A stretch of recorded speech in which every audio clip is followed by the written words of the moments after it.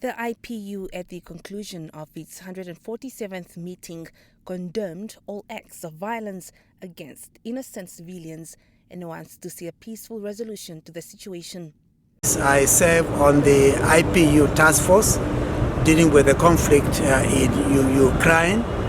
Our committee had an opportunity to meet and provide a hearing to the parliaments of Ukraine and Russia.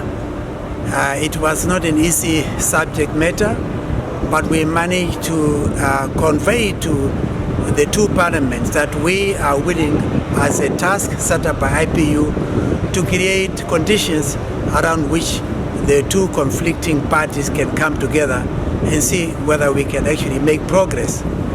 We are not yet there in terms of a ceasefire, but we have created opportunity for the two parliaments to talk to us and share with us what are the issues that they would like us to take up with the two parliaments. Professor Kashavivi and IPU Task Force Vice President on the Russia-Ukraine conflict also noted the painstaking progress made in bringing the two conflicting parties together to seek a peaceful resolution. We express ourselves. Each member parliament of IPU have shared their concern. In our particular case of Namibia, we have conveyed to the members of the IPU family that we are deeply worried about the escalating conflict in the Middle East and call for opportunity basically to allow humanitarian efforts to be prioritized in order to provide comfort to the Palestinians who are now basically at the receiving end of this particular conflict.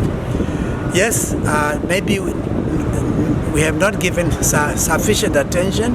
There was a move to promote an emergency resolution, and that particular initiative did not receive the necessary two-thirds majority. But the issues still continue to be an urgent one, and we hope something can be done in the near future. During the assembly, numerous critical issues were deliberated upon, culminating in the adoption of concrete resolutions. Tanzanian Dr. Tulia Ackson also made history by becoming the first African woman to assume the presidency of the IPU. Namibia's MP Emma Muteka and member of the IPU Forum for Young Parliamentarians commended the representation of youth in parliaments worldwide. However, alarming statistics provided by the IPU revealed that despite nearly half of the world's population being under the age of 30, only 3% MPs represent this demographic. Muteka has called for the introduction of a youth quota in parliaments to address this stark imbalance. I'm happy to announce that this year we had about 86 young people attend this specific General Assembly. However, if you look at the numbers specifically, when you narrow it down to Namibia, I think we need to get to a certain place and we need to do better.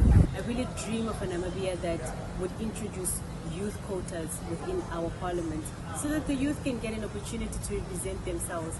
I always say it's always better to hear from the horse's mouth. So who better can discuss and bring the issues of a young person, if not the young people themselves?